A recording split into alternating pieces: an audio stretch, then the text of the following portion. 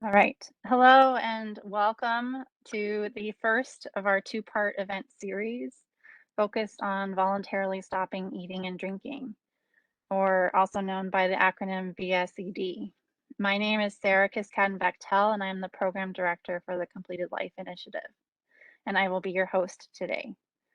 The Completed Life Initiative, founded in 2019, was created in an effort to promote self-determination and dignity at the end of life.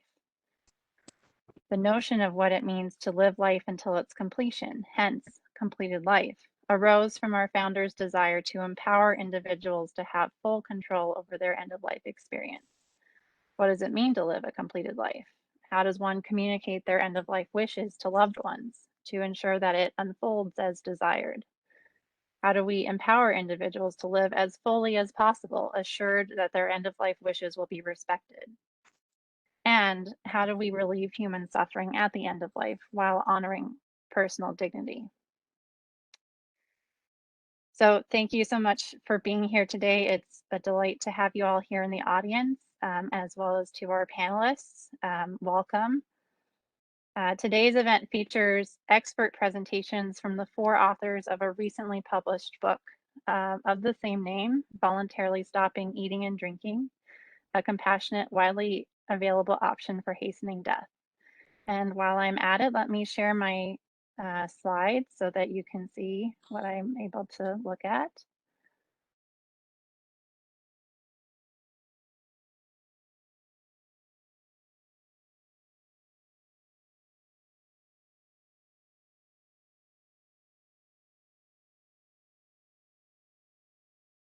Great.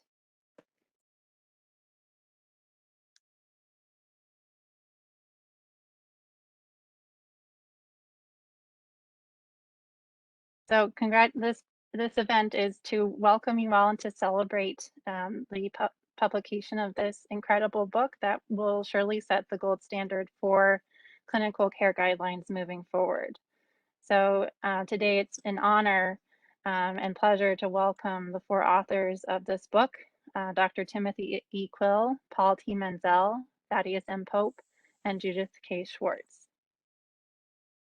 Dr. Timothy Quill is a distinguished professor emeritus of palliative care and professor of medicine, psychiatry, and medical humanities and nursing at the University of Rochester School of Medicine. He was the founding director of the URMC palliative care program and has published and lectured widely about various aspects of the doctor-patient relationship with special focus on end-of-life decision-making, including delivering bad news, non-abandonment, discussing palliative care earlier, and exploring last resort options.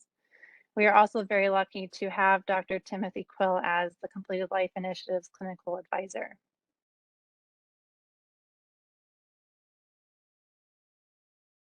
Professor Paul Menzel taught philosophy at Pacific Lutheran University from 1971 to 2012, and he's taught widely in philosophy and cross-disciplinary curricula, as well as being published and specializing in scholarly work in healthcare ethics, including 2 books on moral questions um, in healthcare economics, numerous articles on health system structure and healthcare reform, and a recently co-edited volume in 2012 on the tension between treatment and prevention in health policy.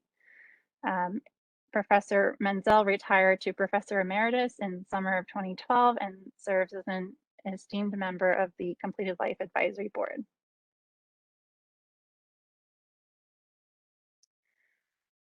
Thaddeus M. Pope is a key advisor as well to our Completed Life Initiative, serving on our advisory board as well. And he adds expert insight and counsel on bioethical issues ranging from voluntarily stopping eating and drinking to medical aid in dying. Professor Pope is also a foremost expert on medical law and clinical ethics, and he maintains a special focus on patient rights and healthcare decision-making. He's also ranked among the top 20 most cited health law scholars in the US and has over 220 publications in leading medical journals, bioethics journals, and law reviews.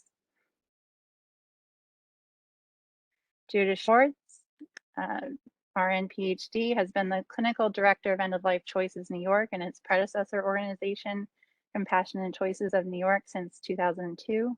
And in that capacity, she has counseled hundreds of patients, probably thousands at this point, suffering from incurable and progressive or terminal illnesses, as well as their families about end of life options and choices.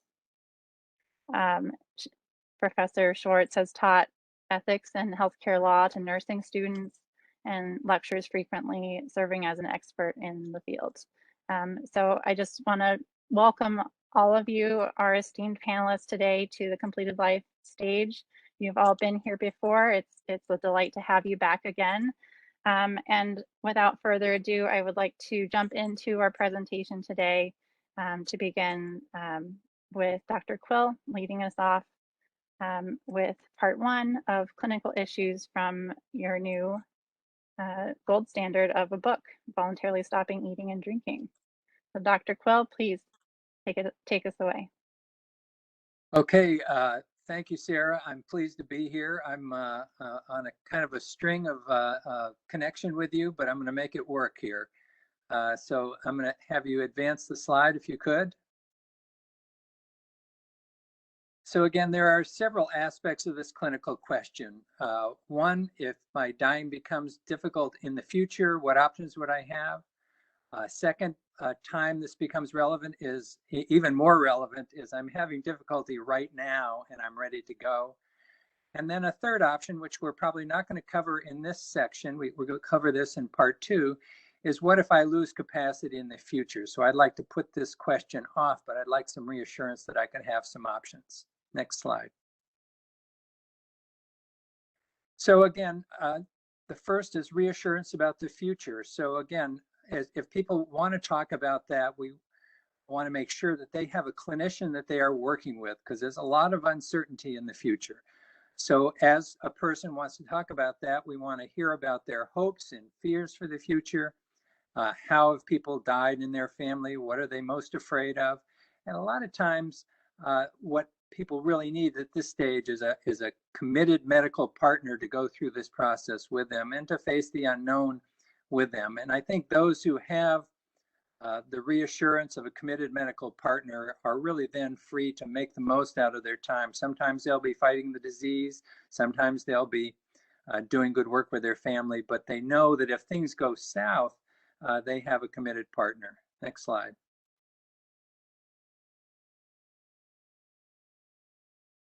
But then if we do make that kind of a commitment, we have to be ready if a person later on down the road says, you know, I'm ready now, I've had it.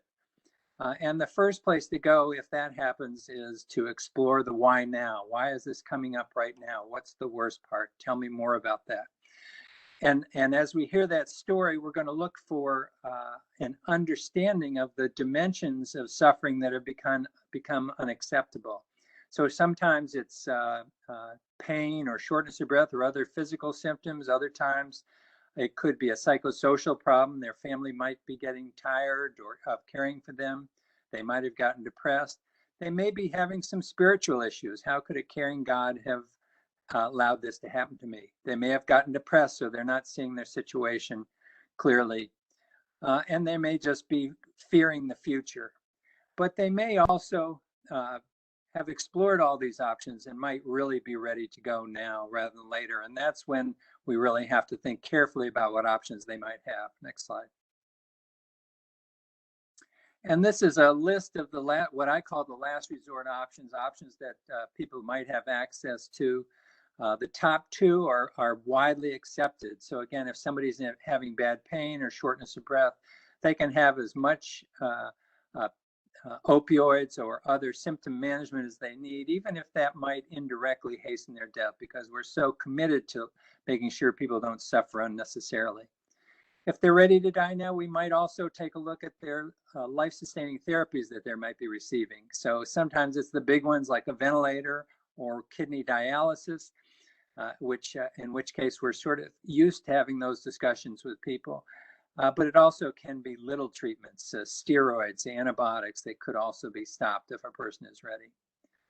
In the yellow area are the gray, I think these are a little bit more controversial. One option would be voluntarily stopping eating and drinking, and that's what we've been writing about lately, trying to make sure people are aware of this option. So this is for people who are physically capable of eating and drinking, who may choose to stop because they're ready to die now, or they might want to know that they could have that option in the future. If their symptoms are particularly severe, we can do proportionate palliative sedation. So again, that might be trying much higher doses of opioids or sedatives to help people escape unacceptable suffering. And then in the red area are the more controversial area options. Physician aid in dying, now legal in, or permissible, I suppose, or accessible in 12 states in the United States. Voluntary act, and that would be when the clinician would provide medication that a patient could take as an overdose at a time of their own choosing. And then voluntary active euthanasia, which in the United States is not permissible, but permissible in Canada or the Netherlands. And this is when the clinician not only provides the means, but actually delivers the lethal injection. Again, in the United States, this is much more likely to be prosecuted than other options. Next slide. Now, when we look at voluntarily stopping eating and drinking, this is an option potentially available to virtually any really sick person, provided they are aware that it exists. Now, it does require a very active patient decision. Patient has to be cognitively capable of not eating and drinking, and again, that can be somewhat challenging. It requires considerable resolve, so it's for really strong-willed people. It usually takes somewhere between 10 to 14 days to accomplish, and that is provided that a person completely stops drinking, which is probably the hardest part about this. It could be done without a clinician, but it really clinicians are really advisable to help with symptom management. And clearly, capacity and commitment are really generally present at the beginning, although they may be lost later in the process as a person gets weaker and more delirious and closer to death. Next slide. So there are some real pluses of VSED as a process. It's available to virtually all patients, and it's in the patient's own hands. So the patient's one in charge of this. Nobody else is really in charge. It also allows time. It usually takes 10 to 14 days. So when a person makes time to do this, makes the commitment to do this, they can then take the next time to say goodbye to their family, to settle any unfinished business, and to really make the most of that time. It does not necessarily require medical intervention, but again, medical intervention, a medical partner is generally advisable to help face symptoms that might develop and also help access other palliative treatments that might be needed. Next slide.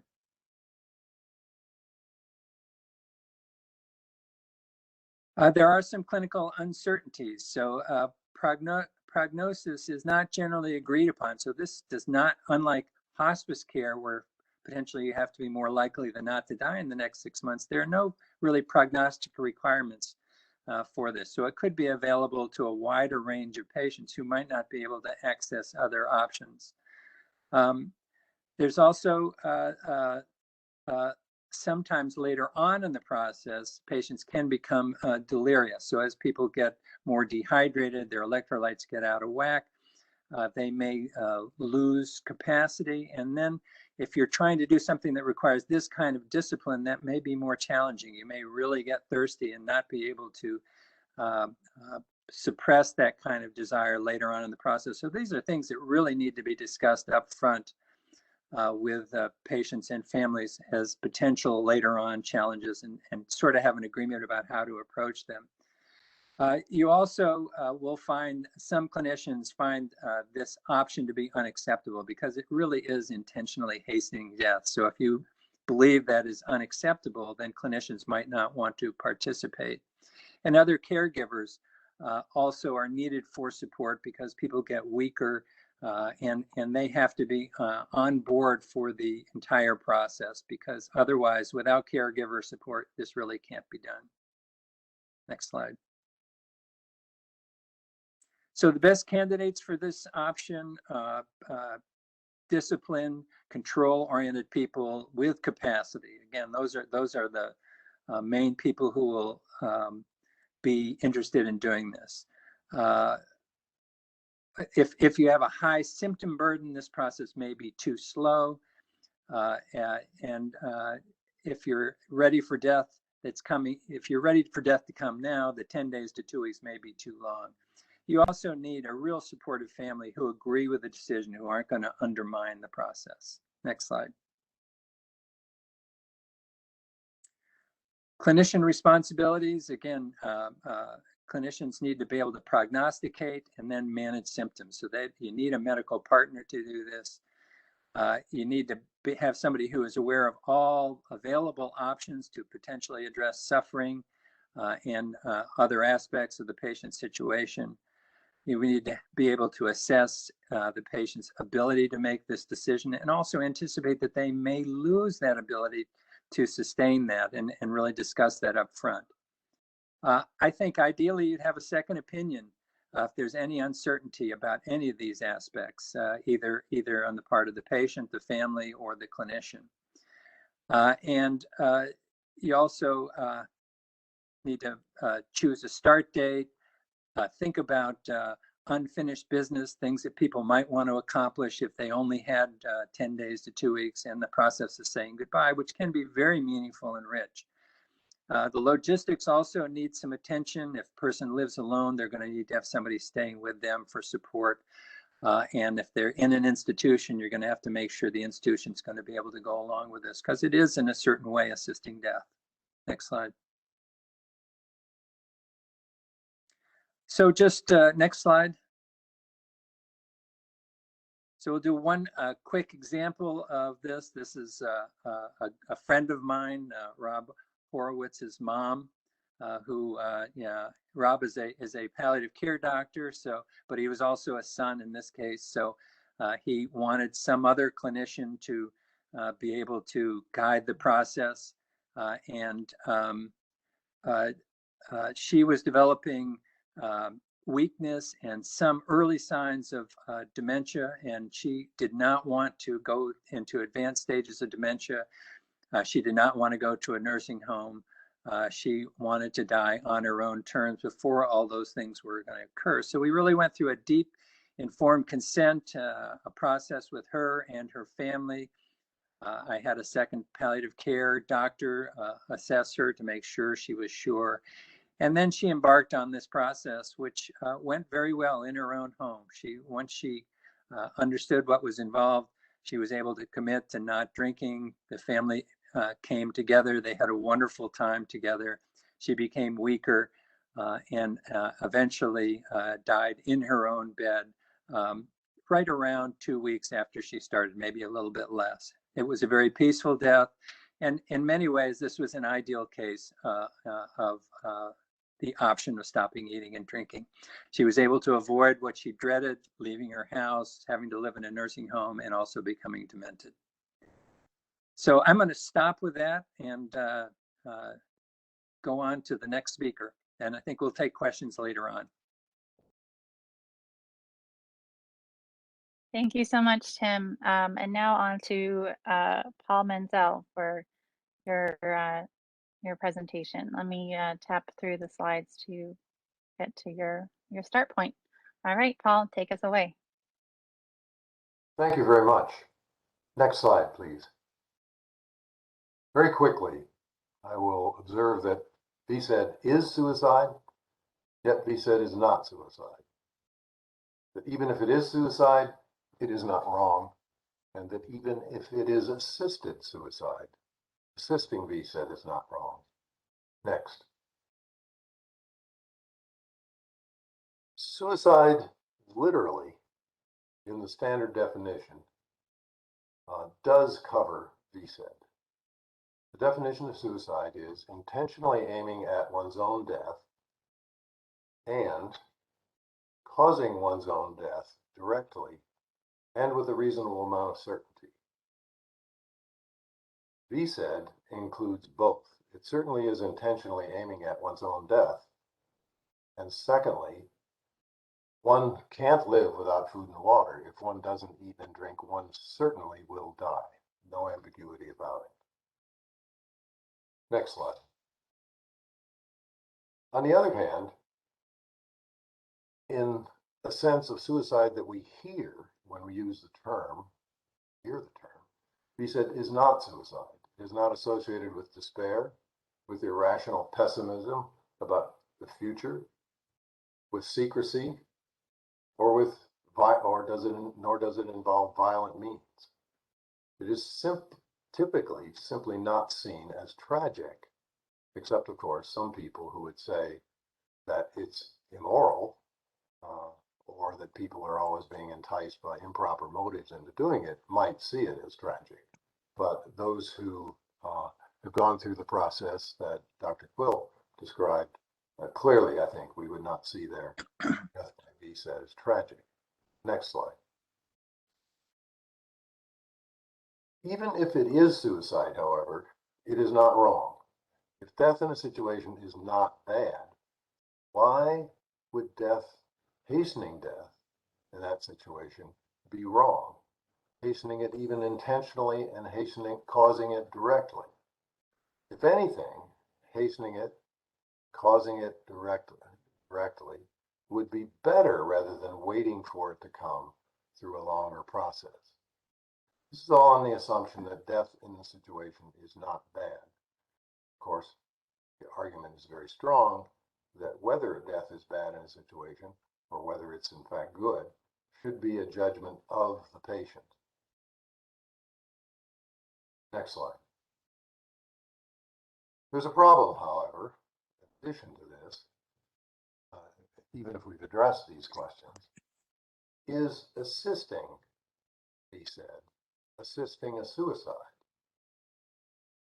Others' assistance with VSED could be wrong, even though the person doing VSED itself has not done anything.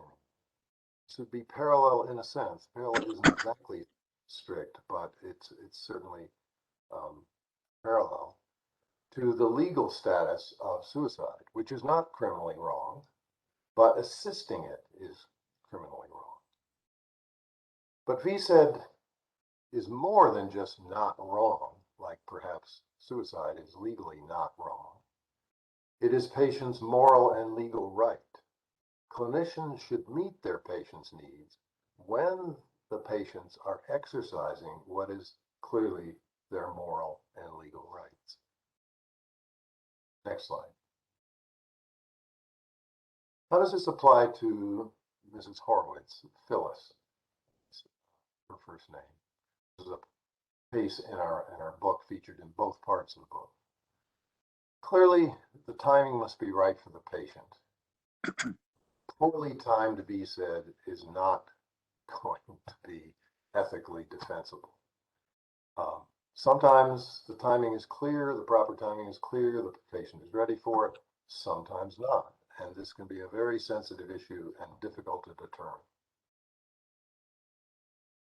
Others very much assisted in Phyllis's VSED, but in her case, it's quite clear, I think, that made it more defensible, not less defensible ethically, because she was able to do it with that assistance in a way that did not cause her great anguish or suffering in the process.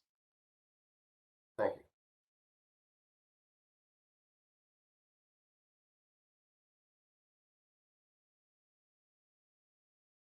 Thank you very much, Paul. And now we turn over to Thaddeus Pope for his presentation. I will stop sharing my slides so Thaddeus can begin sharing his.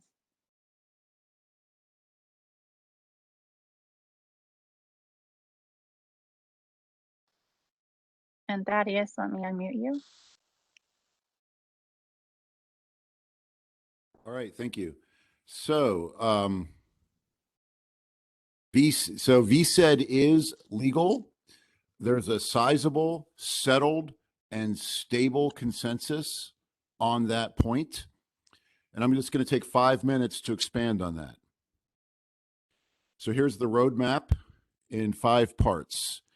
I want to tell you about on-point precedent, the right to refuse medical treatment, the right to refuse any unwanted intervention, the fact that the medical profession accepts VSED, and that no sanctions have been imposed for using it. So in terms of on-point precedent, right, we have multiple appellate court decisions saying that patients have a right to VSED and clinicians may respect that right in courts and states from coast to coast. And we have the same thing in other common law jurisdictions like Australia and Canada. So if you ask the question, is VSED legal? That's been asked and answered many times. But let me tell you also about the right to refuse medical treatment. So there's no need for direct, explicit authority, like I said, we actually do have from the appellate courts, because VSED is already legal under existing rules, right? We all have a right to refuse medical treatment that's been established for decades. And we usually, when we think of the right to refuse treatment, we think of things like mechanical ventilation, dialysis, CPR, antibiotics, and feeding tubes. But that also includes VSED, right? As you heard from Dr. Quill, it's not do it yourself. I mean, theoretically it could be, but it's typically not. It's part of a broader treatment plan. It's supervised by licensed healthcare professionals. It's recognized as healthcare by the medical profession. And we are seeing more professional society position statements, more clinical practice guidelines.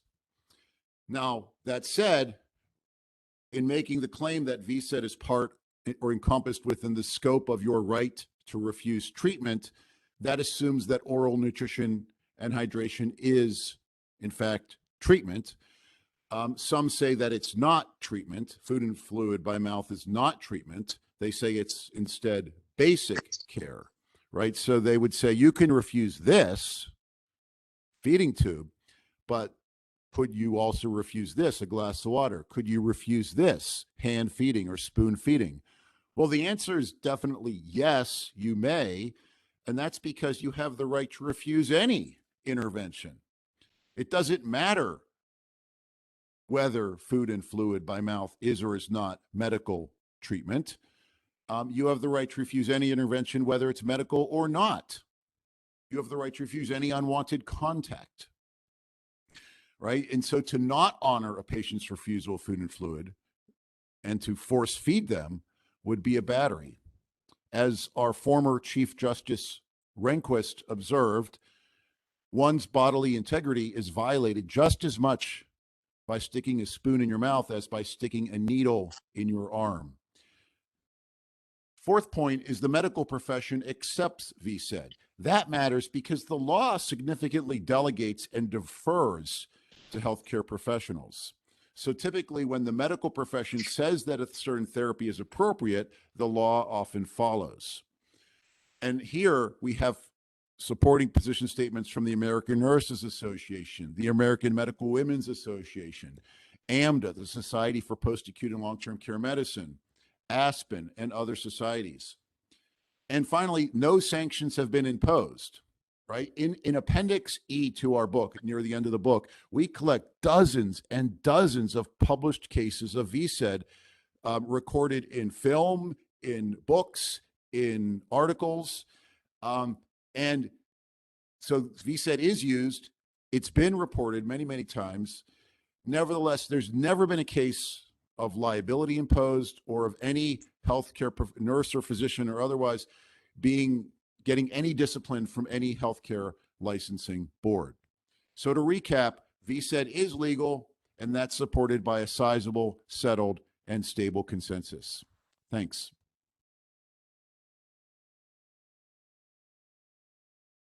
Thank you, Thaddeus. And now over to Judy Schwarz for her presentation.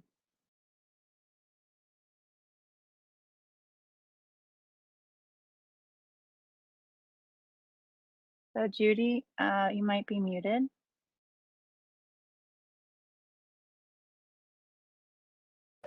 There we go. Sorry. There we Next go. slide, please. So we're going to talk about clinical issues of advanced directives to stop eating and drinking, a little bit different than what anybody else has discussed. So let's get back to Phyllis. What if she doesn't want to stop eating and drinking now and hasten her death now? What if she decides that her current life is pretty good, actually, and she's not suffering any unacceptable symptoms? And furthermore, and most importantly, perhaps, she trusts that her family will implement her directives to limit oral feeding when she loses capacity and she can't do it herself. Next slide, please. So who else besides Phyllis would consider completing an advance directive to stop eating and drinking? Well, clearly, folks who have embarked upon the process of voluntarily stopping eating and drinking, and they want that process to be continued even during the time that they've lost capacity. So that's one group. Another group would be persons who've been diagnosed with an early stage of a disease, or with a disease rather, where they could expect to lose capacity in its final stages. For example, Alzheimer's and Parkinson's disease, Lewy body dementia.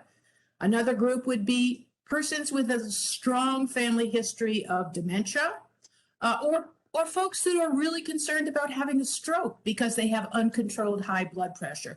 And then the final group might be folks who are at great risk for loss of capacity because of brain tumors or other kinds of cerebral problems. Next slide, please. So it's important to think ahead of time about what you ought to include in your written advance directive to stop eating and drinking. And a good way of thinking about it is who, what, when, and where. So first of all, who is going to implement the choices that you've made to limit your future fluid, assisted fluids? The first and obvious choice would be an appointed healthcare agent who understands and supports the limitations that you've chosen. And that agent would agree to advocate for the limitations you've chosen and advocate with hired caregivers and with clinicians. In addition, family members and clinicians understand the reasons for the choice that you've made and agreed to support it. Next slide, please. So what kinds of limitations can you consider putting into your advance directives to stop eating and drinking? The first option would be to withhold all food and fluid. But it should be noted at the outset that withholding all assisted feeding from an incapacitated patient is ethically, legally, and clinically fraught.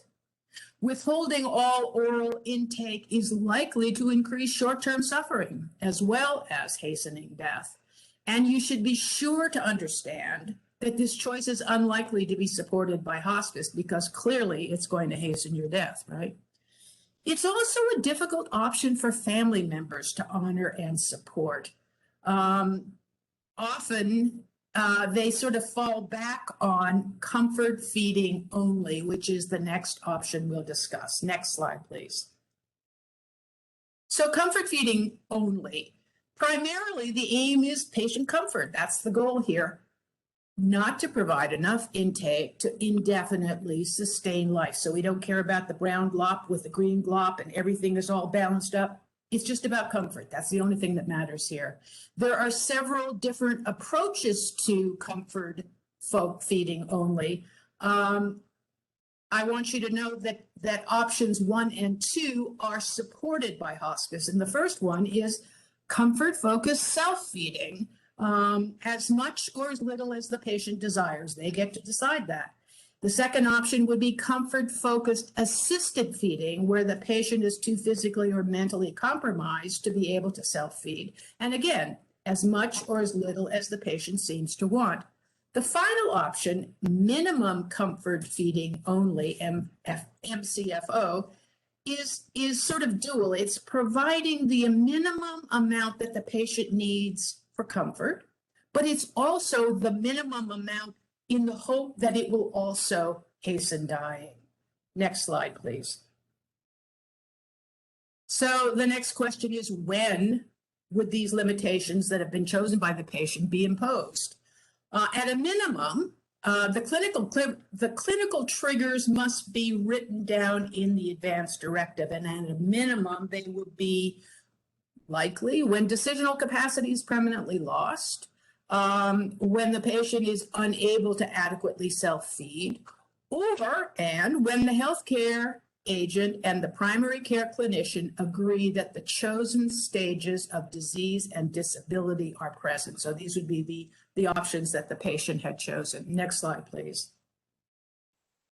So where will a patient be while this advance directive to stop eating and drinking is being implemented? You should indeed anticipate likely challenges to honoring such a document in a long-term care setting. These are fairly new. They're rather cutting edge, and they're not going to be, for the most part, welcomed in long-term care facilities. Ideally, the patient will remain at home with hospice support. For sure, folks in this situation will require 24/7 caregiving assistance. Next slide, please. So what are the clinical challenges to advance directives to stop eating and drinking? Hospice may well challenge minimum comfort feeding only because it also aims to hasten dying, and hospice doesn't want to be involved in intentionally hastening dying or supporting a choice to do that. And for sure, they're unlikely to support an option to withhold all assisted feeding. It's also quite difficult to provide comfort measures, oral comfort measures to relieve the feeling of a dry mouth when you have an incapacitated patient who's unable to cooperate. The usual sort of comfort measures we use with VSED of rinsing and spitting or a fine mist spray at the back of the throat, those are not optional when you have a patient who can't cooperate and doesn't understand what the goal is here. And for sure, the incapacitated person will most likely have no recollection of ever having completed an advance directive and may not understand why they feel hungry or thirsty and may seem to want to drink or eat something. Limiting oral intake can be morally extremely stressful for family members and caregivers who may fear that the patient is hungry or thirsty. Next slide, please. Additional challenges. When oral intake is limited to comfort feeding only, it's very hard to predict the length of time in the dying process. It's very upsetting for family members to not know how long this is going to go on, and it certainly causes, at the very least, family fatigue. When advance directives stipulate no assisted oral feeding, it can be very difficult to hire caregiving help. This is a difficult choice for many caregivers to support. It's also challenging to secure palliative support because these patients may well not be receiving hospice care. And you want to have a clinician partner to provide palliative management, and that can be challenging. And caregivers or family members may worry about legal jeopardy that they're assuming in supporting a choice like this. Next slide, please. So who would be the best candidate for advance directives to stop eating and drinking? It would be a person who is certainly going to lose future capacity, but right now they are capacitated and able to draft a thoughtful and carefully written advance directive that addresses those who, what, when, and where issues that we went through before. They have a supportive and caring family or close friends. That person has a healthcare agent and a primary care clinician who agree to support the choice. The best person would be somebody who can complete a video recording what their values are, what the reasons are for making this choice to limit the intake when their capacity is lost.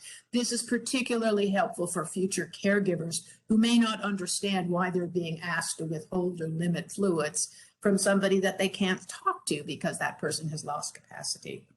And in addition, the advance directive should be shared with the attorney, all family members, stakeholders, and clinicians. Thank you. Thank you, Judy. Now, bear with me one moment. I will switch over to Paul's slides.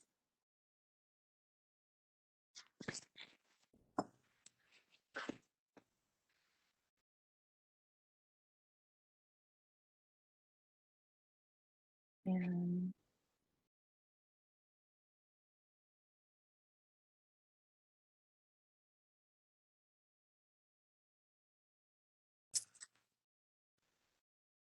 there we go. Paul, please take us away. I'll deal with two major challenges in stopping eating and drinking by advance directive. Change of mind. Has the patient changed her mind if she accepts hand feeding and just behaviorally accepts it by opening her mouth, swallowing, etc.? Secondly, the then self versus now self problem, where the advance directive seems to conflict with the patient's current wishes. In this case, would be the patient's wishes to eat. Next slide. Change of mind. If the patient swallows food that's offered, has she changed her mind about her advance directive? I would answer that question with a strong no, she has not. No longer has the capacity to revoke the directive. And the directive is still her directive. It's not anyone else's. It does exist. Whose is it? It is hers. She is not now a numerically different person than the person who wrote the directive. Temporal extension, if we probe the philosophical basis of this claim, would, I think, conclude that temporal extension is basic to being a person. You didn't have any memory, you don't have any anticipation of the future, and you therefore don't do any planning, don't have any emotions in relation to anticipations or memories, and the relationships to people that are so enriched by those. Would we really say we perhaps wouldn't even say you were a person, and we certainly wouldn't say you were the person you are. Second slide. Next slide. The then self, now self problem is that the current self doesn't remember then self having written an advance directive. The now self doesn't even care at all about autonomy or about whether it had a directive. If the patient then willingly eats, isn't doing the best for the patient for us to feed him? Doesn't it in fact require us to feed him, not to follow his directive? Note that this problem is not unique to advance directives for stopping eating and drinking. It can certainly apply to an advance directive not to provide an antibiotic when one gets pneumonia, because not having the antibiotic is going to have the struggle with breathing, certainly at the end of the process of dying, because you did.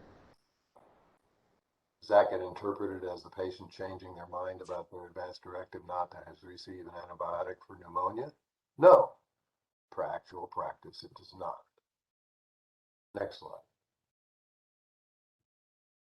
The solution to this problem is one solution, at least the main solution, is to say that the current person is still the person who wrote the advance directive with a view about his life, which is now still his life. It's not anybody else's life, and it's not no one's life. If it's not anybody else's life and it's not no one's life, it clearly is his life. His advance directive spoke to his life.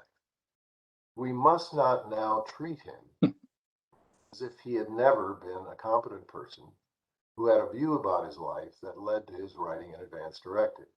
Even now, though he doesn't remember the directive, he is the previously competent person who chose to write an advance directive. If we treated him as a never competent person, we would be treating him as a person whose life was just completely different than the life this person has. Next slide. On the other hand, there's still an ethical tension, because the person before us, apparently in this situation where the problem of the then self, now self arises, wants to eat. That pulls us morally very strongly to do the best we can for the current patient. On the other hand, we're pulled very strongly by respecting the person who is still now a person who was competent and wrote the AD. A compromise here might be in just facing this tension and recognizing it still is a tension, to say what I and another co-author of mine have called the not yet position. Recognize the AD, respect the advance directive, but not yet. Don't yet implement it. Wait until the value of life to the patient now, the value of life to the person who no longer has capacity, can't remember that they had a directive, etc. Wait until the value of life to that current patient is vanishingly low. And I would argue that in advanced dementia, it will be vanishingly low, because in advanced dementia, the person, really advanced dementia, the person can't anticipate tomorrow. And when they get to tomorrow, they can't remember yesterday. How then, if they can't anticipate tomorrow, can they care about survival? Because wanting to survive is wanting to survive to tomorrow. And how can they look back when they get to tomorrow and appreciate having survived? To appreciate having survived subjectively, the person has to be able to remember yesterday. So without being able to value survival into the future, nor appreciate having survived to today, experience the past merging into the current day, of what value does survival really have to the person?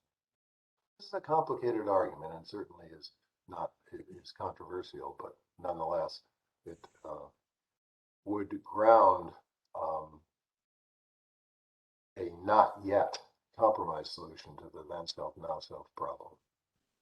Respect the advance directive ultimately, but not yet. Next slide. There is another aspect to the discussion of advance directives for withholding food and water, however. Would preemptive VSED be a better option? This, in fact, is the option that Phyllis, Mrs. Horowitz, chose. A feasible implementation of an AD for stopping drinking may come too late to accomplish the person's wishes, because there'll still be that time when it's feasible to implement it. Will be years after years of severe deterioration and expense to get to that point of little desire to be fed and vanishingly low value of life to them at the time. With doubts about whether it'll ever be feasible or feasible soon enough, also acknowledging that an advance directive for withholding oral food and fluid will very likely put caregivers and proxies under predictable moral distress. Now, they may be very thick-skinned about moral distress, but moral distress will still be experienced by them about when to implement the directive. That will always be a difficult decision. Does one want to put one's caregivers and proxies in the future under that distress? This is another factor. I'm not sure it was present for Mrs. Horowitz, but is certainly a reason why some people might choose preemptive VC rather than relying on or even writing an advance directive for withholding water in the future when they lose capacity. Next slide. In Mrs. Horowitz's case, she did in fact doubt that later stopping eating and drinking by an advance directive she might write would actually happen. She had doubts about the feasibility of that. Or certainly she didn't think she could depend on it being implemented. She also didn't want to put her son under the burden of deciding when to implement such a directive. That led her to be determined not to miss the last opportunity when she did have decision-making capacity to do VSED, what we label in the book, preemptively. Thank you.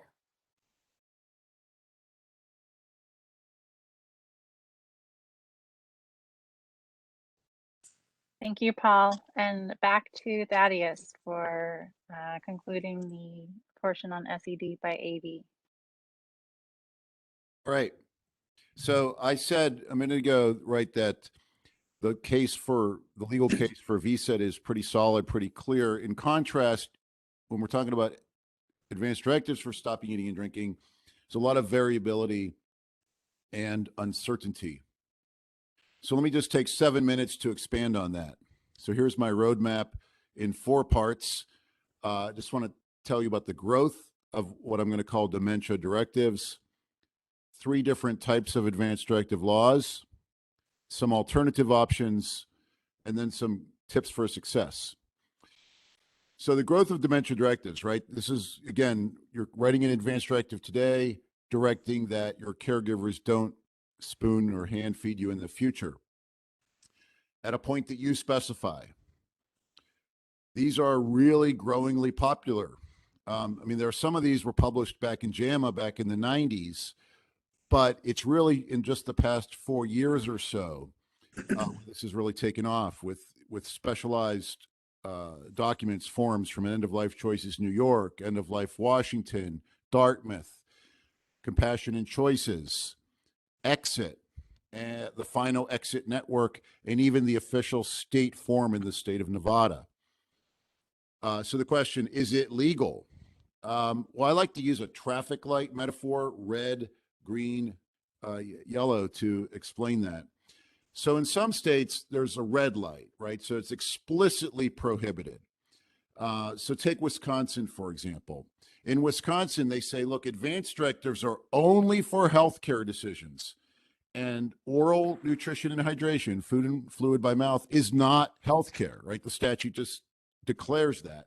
So therefore, in Wisconsin, advanced directives are not for or about oral nutrition and hydration. In other states, instead of being prohibited, they're explicitly affirmatively permitted. So take Nevada, for example.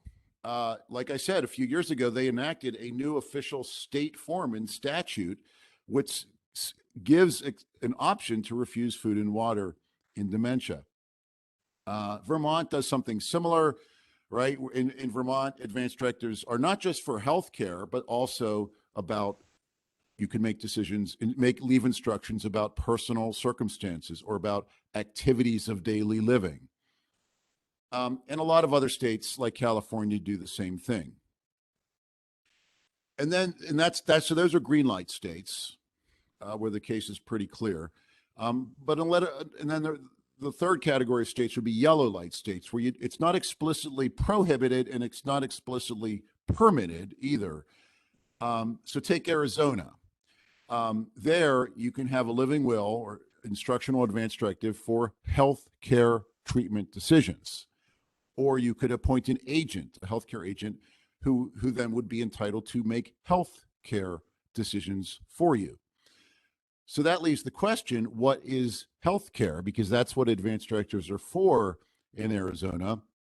It definitely includes this feeding tube, but again, it's unclear, does it include just food and fluid by mouth?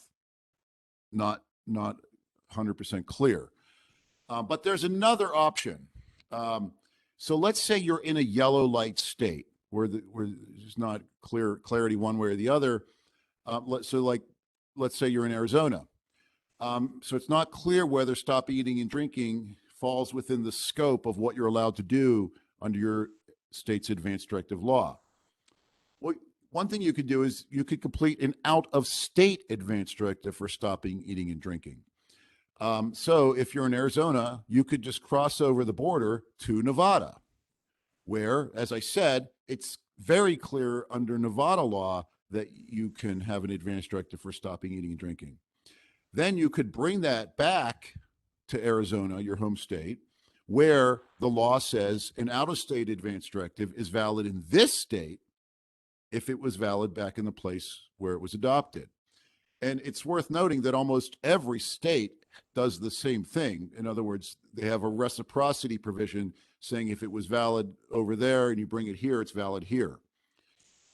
There's one more option. So again, let's say it's not 100% clear whether stopping eating and drinking is an option under your state's advance directive law. That's okay, because following the advance directive law is not mandatory, it's optional. So in other words, what you could complete is a non-statutory advance directive for stopping eating and drinking. It's worth noting that you have really 4 different sources of rights to refuse interventions in your body. State statute's just one of those, right? You have a right to refuse under the federal constitution, probably under your state's constitution, and under common law. This has been recognized again and again by state Supreme Courts. The one challenge with this approach is that healthcare providers, whether hospice, long-term care, or otherwise, strongly prefer advance directives that comply with the state advance directive law. So technically, legally, that's not required, but the people that you want to honor your advance directive may want that. So to recap, the legal case for advance directives for stopping eating and drinking is a little bit hazier than the case for VSED, and that's because it's new. There's not a lot of guidance from courts or from regulators, and few institutions, healthcare institutions, have policies and procedures for this. But there are some things you can do to maximize the chances of it being honored. One is you should definitely have a regular advance directive. You should show that you have, at the time you're signing it, demonstrate that you have capacity to sign it. Be clear on what you want. Be very specific, right? Refer specifically to spoon feeding, hand feeding, oral nutrition of food and fluids by mouth. Be clear on what you want. Be clear on when you want it. What's the triggering condition? When you don't recognize yourself, when you don't recognize your family, when you can't go to the bathroom, whatever triggering condition you find it would make your life intolerable, and also how you measure when that triggering condition has been met. Be clear on where you want it. Be clear on why you want it. Show that you understand what you're asking for. Add a Ulysses clause. Talk about this with the person you're appointing to be your healthcare agent and your alternate agent, and make copies. Give a copy to your agent, give a copy to your alternate agent, and load one up to your state's advance directive registry, and supplement the written document, your advance directive for stopping eating and drinking, with a video where you're explaining in your own voice what it is that you're asking for and why you're asking for it. Thanks.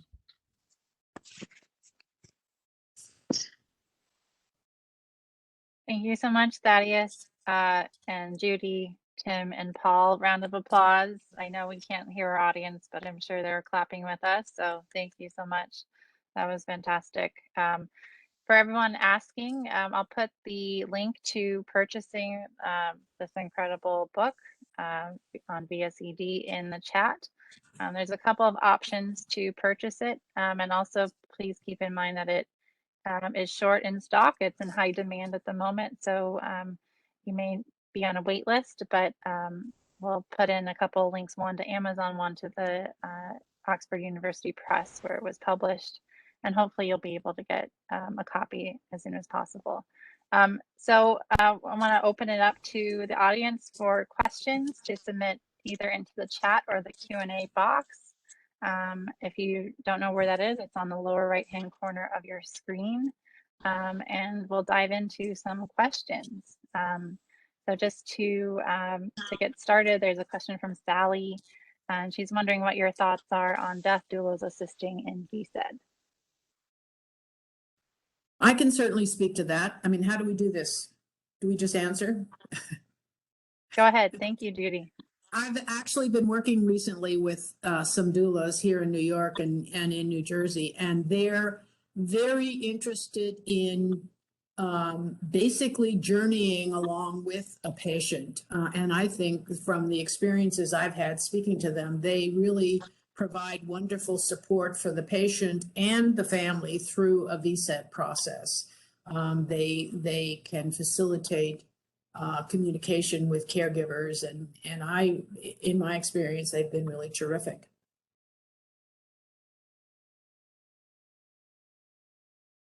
I will Thank you, say Judy. ditto.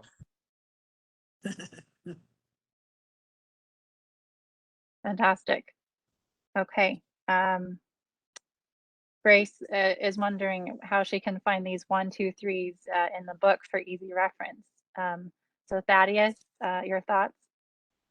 Well, I would say the book is in two parts, right? So the part one is on VSED and part two is on Advanced Directive for Stopping Eating and Drinking. The final chapter in part one and the final chapter in part two basically are a sort, a really, really short list of sort of take-home points from each part.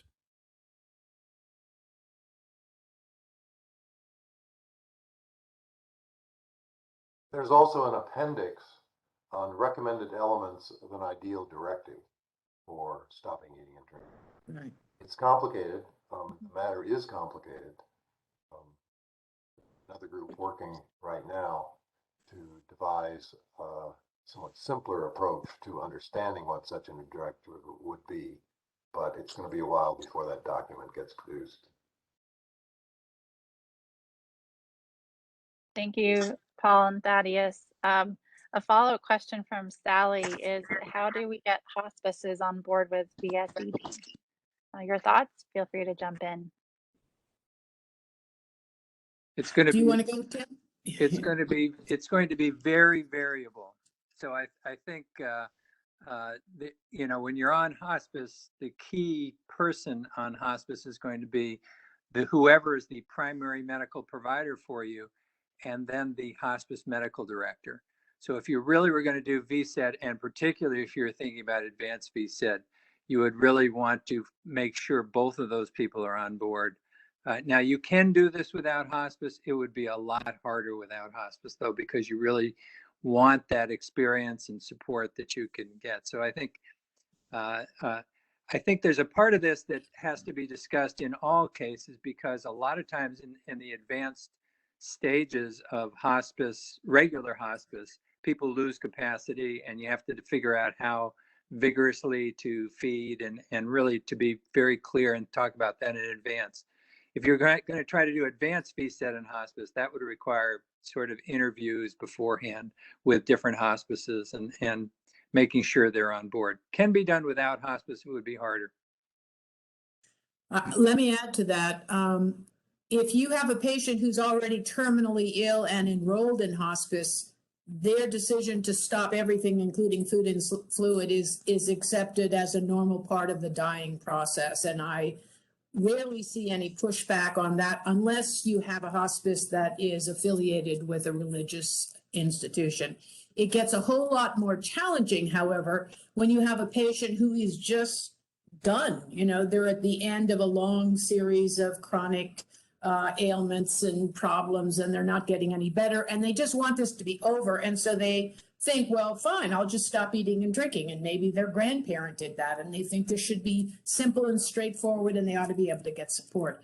That can be a little bit more challenging to get hospice on board with that choice if they don't have a pre-existing terminal illness. I mean, it can be done, but sometimes, as Tim and I have discussed, it sometimes takes the patient showing how very, very resolute they are and able to stop eating and drinking for a few days so that the family can call up hospice and say, Mom's just done. She's stopped everything. She's turned her face to the wall, and I need help caring for her, and I understand hospice is the way to go. So, and I would say that Tim's experiences with the hospice medical directors, my experiences with the hospice nurse and the social worker. And those are the folks that you want to have as allies in your process, in your journey through this process. And advanced directives to stop eating and drinking, that's really tough to get hospice on board. I would really hope that there's a primary care physician with whom the patient has been speaking for some time, and they have had conversations about, I'm going to reach a point where I'm just going to stop everything, and I hope that you'll be there for me and help my family get me hospice care. Those are harder conversations, but it takes a lot of upstream planning. Sometimes don't ask, don't tell is a good approach here as well. So if you're doing this, you need to have the core people, your family, the main treating clinician, maybe the main treating nurse involved. But beyond that, people don't need to know the details. And in point of fact, they don't really want to know the details. It complicates their life a lot. And these kinds of decisions underneath the radar screen are made all the time within hospice. Yep. Thank you, Judy. Thank you, Tim. A question from Eli. To what extent do you think, sorry, I just jumped. To what extent do you think more permissive allowances for physician aid in dying might reduce or eliminate the need for VSED as an option? For example, if a surrogate could consent and assist with administration of life-ending meds, would that eliminate the need for VSED? Expanded MAID would definitely reduce the need for VSED. So I agree that it would reduce the need for VSED. Most people, if they had both options, VSED and MAID, most would prefer MAID. Not all, but it definitely would not eliminate it. And we know that for two important reasons. One is you can look at places like Canada or the Netherlands, where there's a significant usage of VSED, even though euthanasia is pretty widely accessible in the Netherlands. But the other reason is the way MAID laws work right now in the U.S. is that they have limited eligibility requirements, right? So there are people. So even though MAID is available it's legal in the state, but it's not available to that person. Right. So there are going to be people even right now in California or right now in New Jersey who cannot access MAID, even though it's a legal option in their state, because it's not a legal option for them. My favorite case of VSED was a nun that I was caring for who was ready to die. Some of you have heard this before from me, but if she lived in California, she would have qualified for MAID. She would never have taken MAID in a million years. It would have violated her moral sense of right and wrong. But VSED, she viewed it as a fast for God. And she was able to do VSED. It was very uplifting. The people around her nun, co-nuns, all found it very meaningful. And so it is one of those options that is importantly different from MAID, even where MAID is available. And I would add to that even in places like Oregon, Washington, California, where medical aid in dying is available, you still have a lot of hoops you have to jump through and over, and barriers and waiting periods, and two physicians, and they have to agree. There are some patients and families who just can't go through all of that, and sometimes takes longer than, a week to 10 days of fasting if you're terminally ill. And they just decide that they'll do it on their own with local help from hospice, because the rest of that stuff is just too hard. In addition to the reasons that Judy and Tim have just stated, there are also cases where a person might choose VSED because of the closing conversation time that it provides. It is not just a moment. Mm-hmm. Mm-hmm. And some people regard the moment as much better than the process of VSED. And other people, if they're assured at least of good palliative support for VSED, very important element. But if they're assured of that and confident they'll get that, they may well choose VSED. Yep, I agree. The process to them includes the family more, can include their friends more. Now, people can do that before they actually execute MAID too, but somehow it's different because you're not right in the process of dying from the action you took like you are in VSED. So there are still remaining attractions to VSED, no matter how legal MAID gets, and as Thad has mentioned, no matter how broad and legal euthanasia is permissible. Having said that, as in the Netherlands, where VSED is still used. having said that, and I agree totally with what you're saying, VSED is also too slow for acute problems. For some, it's psychologically too slow, and physically, if you're suffering in a major way, VSED is like way too slow. Everyone's suffering and everyone's death is different. Mm-hmm. You have to respect that. Thank you. A follow-up question from Kamala is more of a question relating to her relationship with a client. She says, I have a client with an old advance directive from before her Alzheimer's diagnosis, now 7 years ago. All that was clearly stated in her handwriting was that she did not want to live as she could not read or visit with her friends or do her normal activities. All capacity is gone. Family caregivers want to stop feeding and drinking. She probably would not even notice. Can they do that based on the old advance directive? You're gonna take that one, aren't you, Thad? So first, I think ideally, you give specific permission, right? I mean, I guess the person who's asking the question already knows this, right? Ideally, the patient, the person is given specific permission to their agent to do this for them. She hasn't done that, right? So you're sort of exercising substituted judgment and thinking this is what she would have wanted, right? But she didn't specifically, explicitly say that.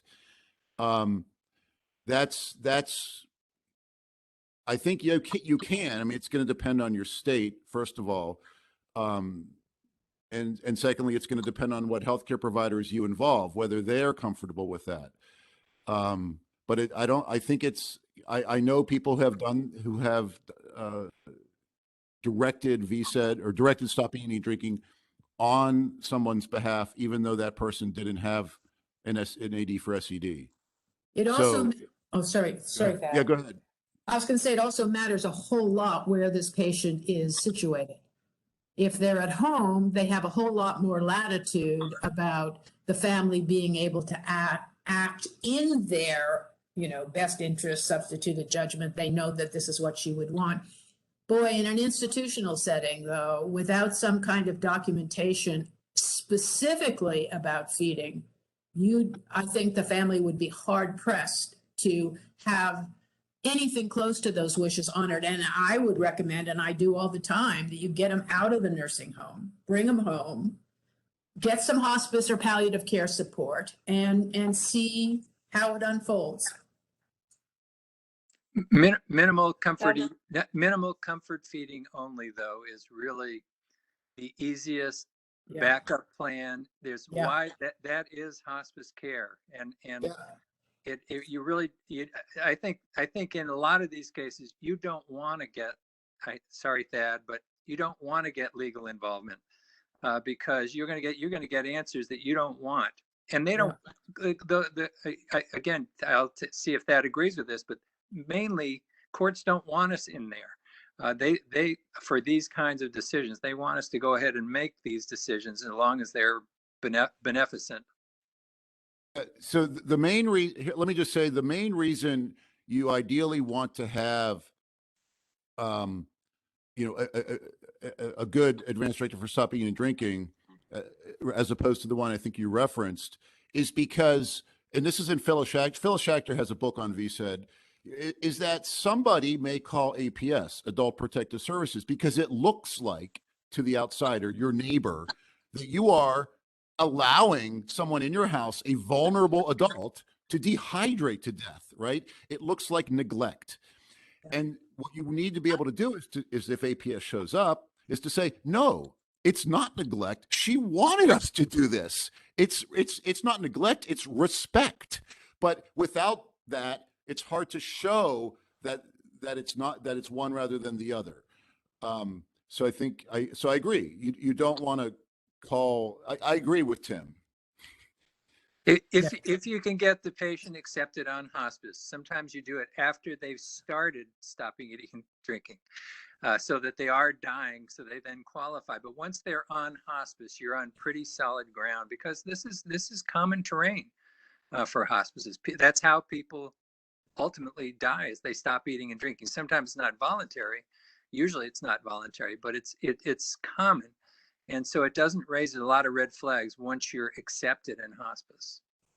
And I would add to that, when you have a patient who's demented and they are being fed, and there's no documentation about their wish to not be fed, as soon as that patient, and I tell family members this all the time, as soon as they start coughing, you say, okay, the burdens now are outweighing the benefits of feeding this person. We're gonna stop doing that. We are going to keep this person comfortable because they can no longer safely be hand fed. Would you agree, Tim? Yeah, I would. I mean, I think you still keep their mouth moist, and that sort of also gets around it a little bit, because it's not like you're withholding something that they really want. You're providing comfort moisture, but you're not putting a lot of liquid in there, because it's a mess when you do that. Yeah, agreed. Yep. Thank you all. So our next question is from Donna. She's wondering what the effect VSED may have on life insurance policies that may have a suicide exclusion clause. And she references medical aid in dying in California, where suicide clauses do not apply. And she's wondering, is that true for VSED? So, Thaddeus, I saw you comment in the chat, so please go ahead. three things. First, suicide exclusion clauses only apply for 2 years from the date of the policy purchase. So it's really only for newly purchased policies. So even if it is suicide, it doesn't apply if it's an older policy. Second, you're right that the statutes in the statutes in the 10 states that have MAID statutes explicitly say MAID is not suicide. So by law, they clarified that MAID would not trigger a suicide exclusion clause in an insurance policy, even if it did apply. It's fair to, we don't have that kind of explicit definition in the law to say VSED is not suicide, right? So we don't have that level of clarity, but, and as Paul's presentation shows, it might be suicide. So that, it's possible that if you use VSED within 2 years of the purchase of the policy, then it could trigger the exclusion, or the company could try to deny payment based on that clause. There are people who put on death certificates also when people die ordinarily. They ultimately stopped eating and drinking as the final pathway to death. But then you put a series of other causes of death, right? What are their underlying diseases? And so people are used to seeing that to some degree.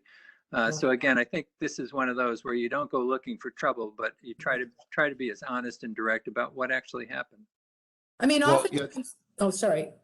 I was just going to say, oftentimes a patient is not really hungry and they're not really thirsty. And so nobody is forcing them to eat or drink. And it's, I think, and I agree totally with Tim. I mean, you don't make a big deal out of saying this was a conscious decision to hate my death by stopping everything by mouth. No, I just wasn't hungry. I just am not, I'm not. And that's an easy position for family members to support. The neighbors don't need to know anything more than that. And it just certainly doesn't get wrapped up as suicide. And people have died this way since the beginning of time. Absolutely. I guess it is worth saying that we have a section on life insurance.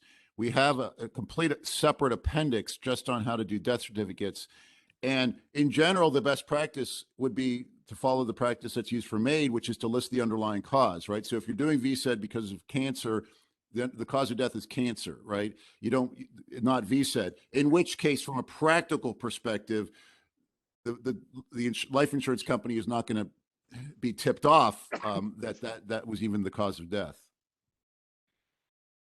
I think some possible assurance here that it's not suicide for purposes of life insurance denial is provided by the fact that, as Thad said, we've got all these cases where people have done VSED and where they've done it with very clear assistance. nobody has been prosecuted for assisting a suicide. Now, if all these cases are known and nobody's been prosecuted for assisting suicide and doing it, it seems like in practice, it's just not treated as suicide. And I've never seen a case report of life insurance being negated on a case of VSED of a terminally ill patient.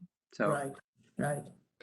I mean, just to be, I mean, sorry, last point on this, like, but the point, right, is it's like the what's that, the Christmas movie, the It's a Wonderful Life, right? The concern is that you're going to go out, buy an expensive policy this afternoon, and jump off a bridge tonight, right? That's what they're gaming about. The people who are V-setting had had a long chronic illness that got them to that point. So it's not that gamesmanship situation.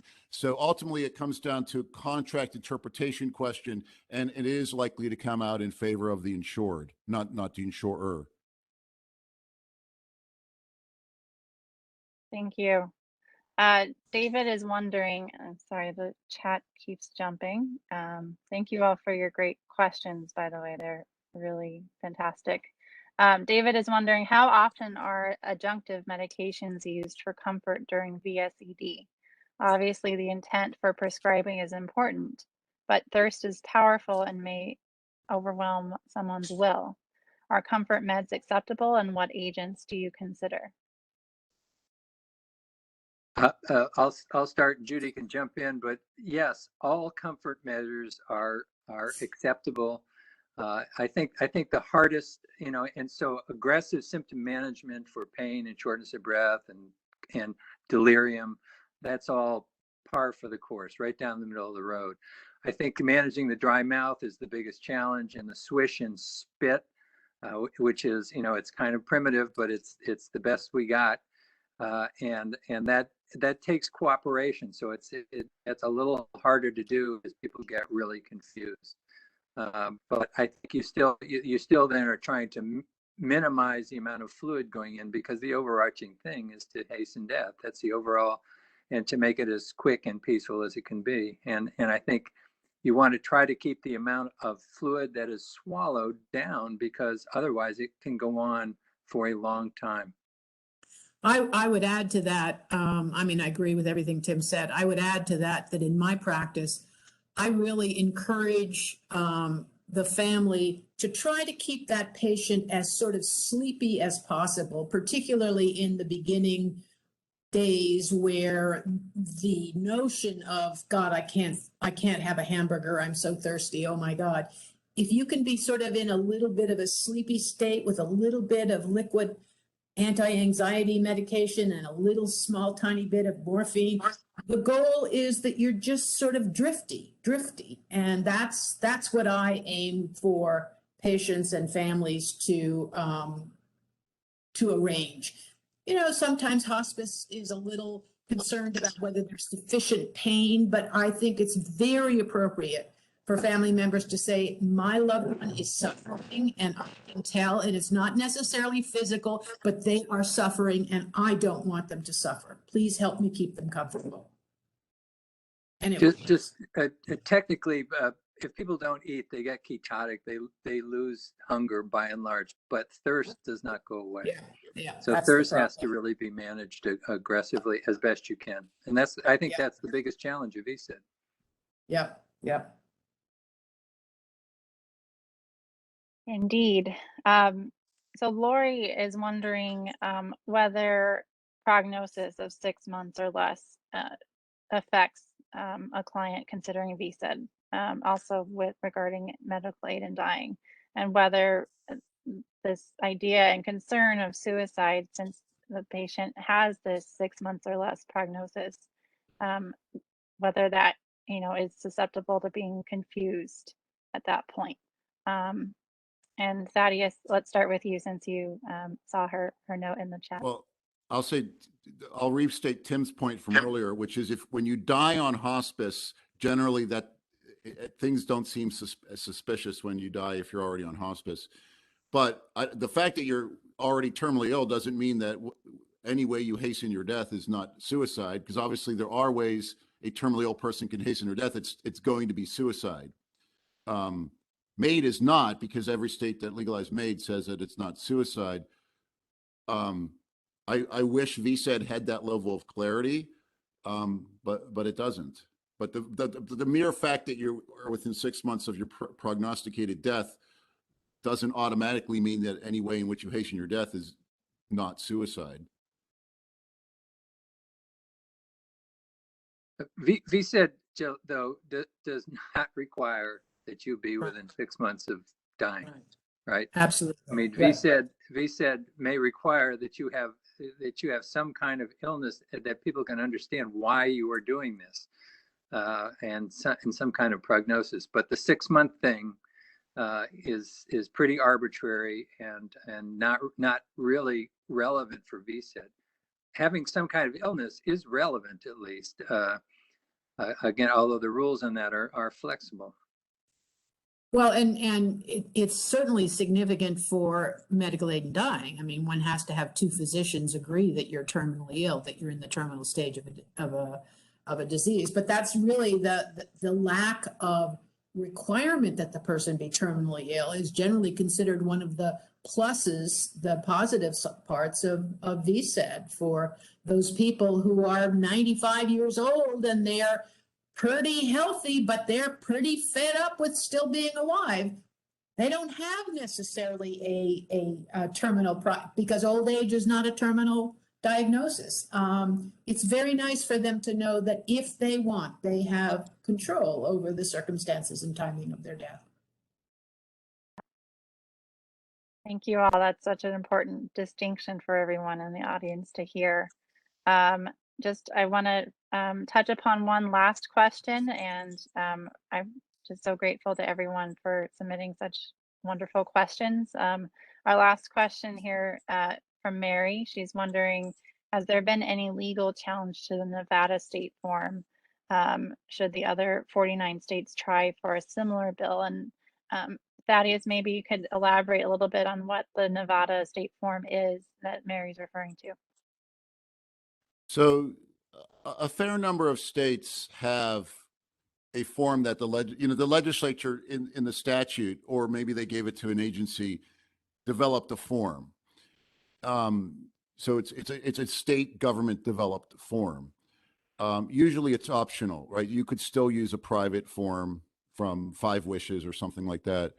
But a few years ago, the form that the Nevada state legislature adopted as one model form has a dementia addendum, and in the dementia addendum has one of your choices you could check or not check is to have food and fluid.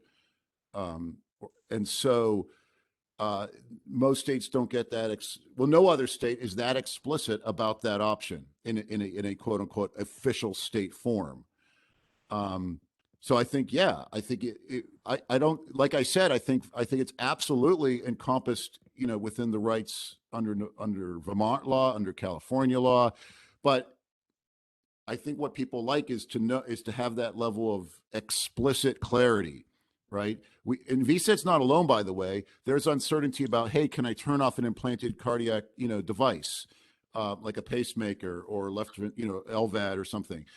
People talk about that. Well, is that something I'm allowed to do in an advanced directive? So there are other gray areas about what's inside or outside the scope of what you can do with an advanced directive. So I absolutely do think other states should clarify that this is an option you can direct in your advanced directive because of what we've just been talking about, which is there's some uncertainty, because when they do that, they could also clarify the life insurance question, and they can clarify the other questions that we were just talking about.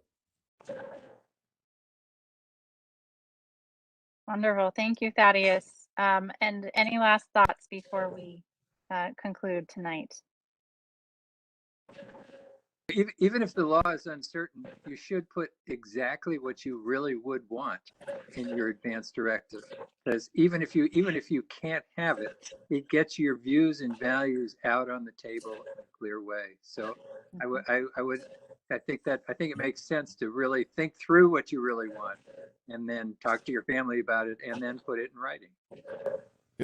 And another reason to do that is because even if it's not, clearly like in New York right now, for example, even if it's not obviously a path that's available in New York now, the course of dementia may take 5-7 years. It may become an option.